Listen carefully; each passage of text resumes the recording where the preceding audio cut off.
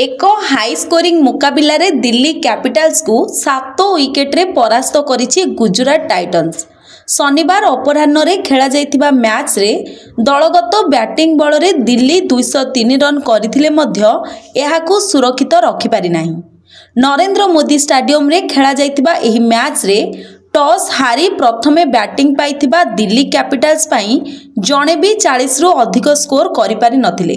प्रथम power play भितरे अभिषेक Porel 18 run एवं केएल राहुल 28 रन करी प्याभिलन फेरी जाइतिले मध्य दिल्ली 73 रन संग्रह करी दृढ़ मूलदुआ पकाइथिला। एहापरे करुण नायर 31 रन, अक्षर पटेल 39 रन, त्रिस्टन स्टब्स 31 रन एवं आशुतोष शर्मा 37 रन द्रुत खेलिबा सह दलकु 200 अतिक्रम कराइथिले। गुजरात टाइटन्स पक्षरु द्रुत बोलर प्रसिद्ध कृष्ण सफल बोलर थिले। 204 रन विजय लक्ष्य रे पड़िया को ओह्लाइथिबा घरोई गुजरात टाइटन्स 4 बॉल पूर्वरु मात्र 3 विकेट हराई एहाकु संग्रह करि नैथिला।